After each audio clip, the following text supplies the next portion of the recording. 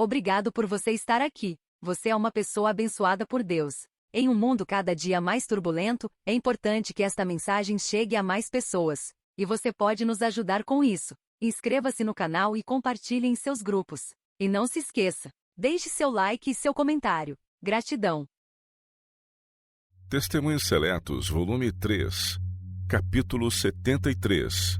Espírito de Independência.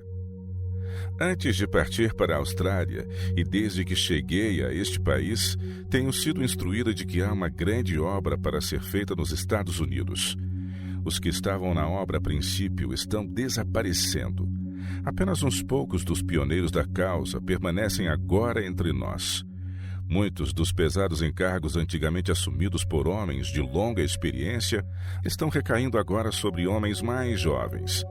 Esta transferência de responsabilidades para obreiros, cuja experiência é mais ou menos limitada, acha-se acompanhada de alguns perigos contra os quais precisamos precaver-nos.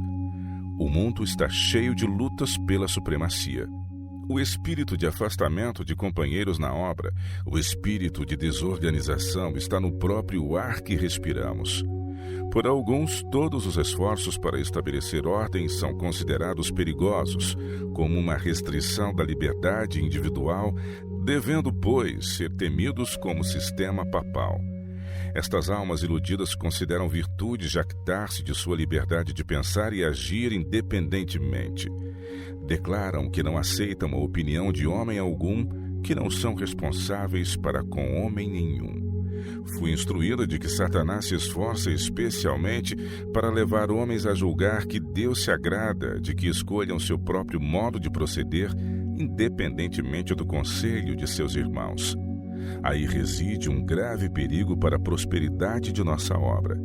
Precisamos agir discretamente, ajuizadamente, em harmonia com o juízo de conselheiros tementes a Deus, pois nesse procedimento só está a nossa segurança e força. Do outro modo, Deus não pode operar conosco por meio de nós e em nosso favor. Oh, como Satanás se regozijaria se alcançasse êxito em seus esforços de penetrar no meio deste povo e desorganizar a obra num tempo em que a organização integral é essencial e constitui a maior força para evitar os levantes espúrios e refutar pretensões não abonadas pela palavra de Deus.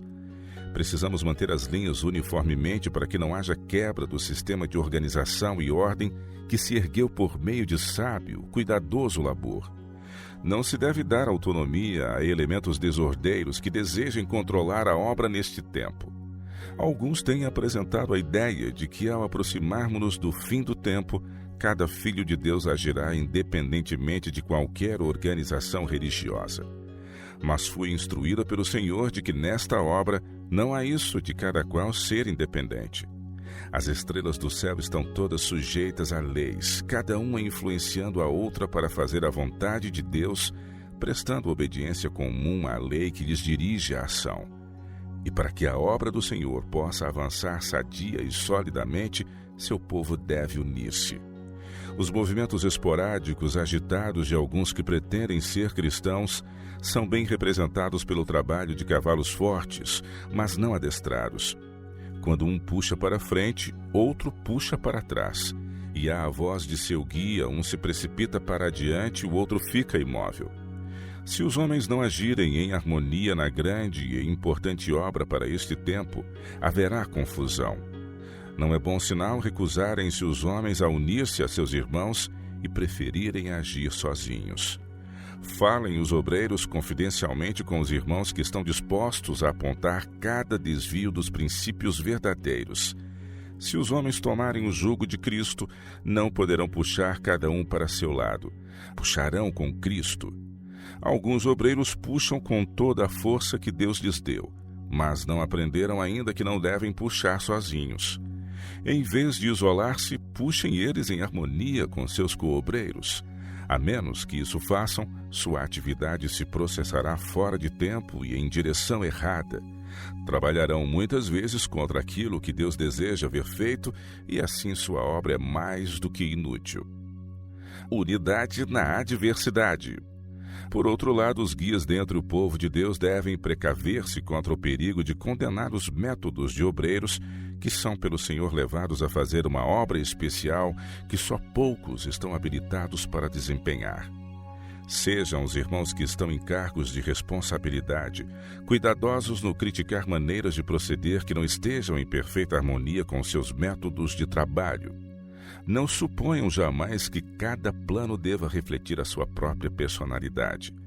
Não temam confiar nos métodos de outrem, pois recusando confiar num coobreiro que com humildade e zelo consagrado está fazendo uma obra especial na maneira por Deus designada, eles estão retardando o avanço da causa do Senhor.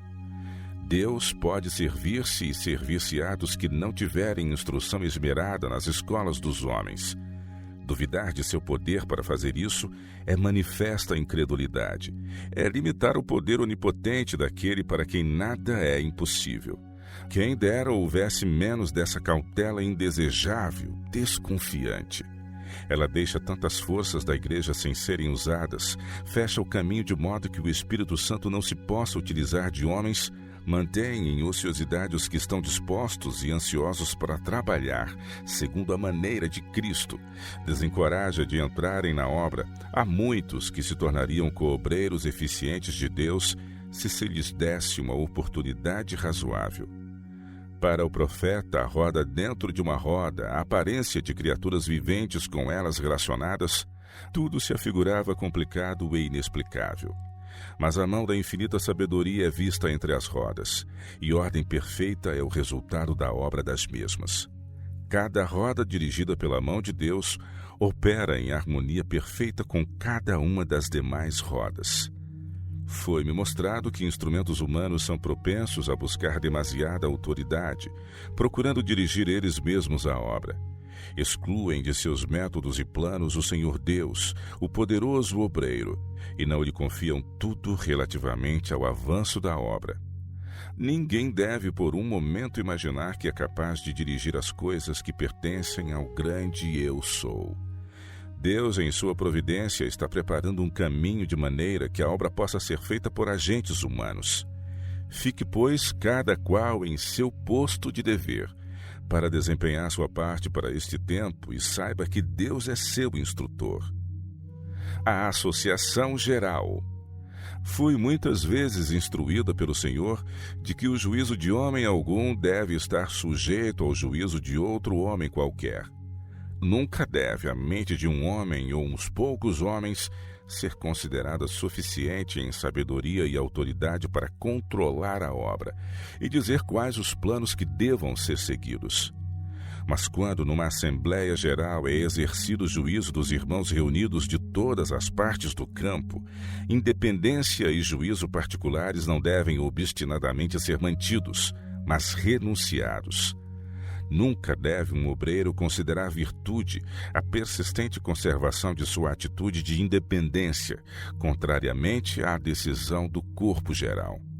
Por vezes, quando um pequeno grupo de homens, aos quais se acha confiada a direção geral da obra, tem procurado, em nome da Associação Geral, exercer planos imprudentes e restringir a obra de Deus, tenho dito que eu não poderia por mais tempo considerar a voz da Associação Geral representada por esses poucos homens, como a voz de Deus. Mas isto não equivale a dizer que as decisões de uma associação geral, composta de uma assembleia de homens representativos e devidamente designados de todas as partes do campo, não deva ser respeitada.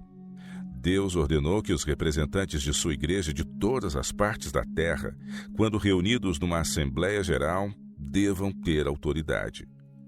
O erro que alguns estão em perigo de cometer é dar à opinião e ao juízo de um homem ou de um pequeno grupo de homens a plena medida de autoridade e influência de que Deus revestiu sua igreja no juízo e voz da Associação Geral, reunida para fazer planos para a prosperidade e avançamento de sua obra.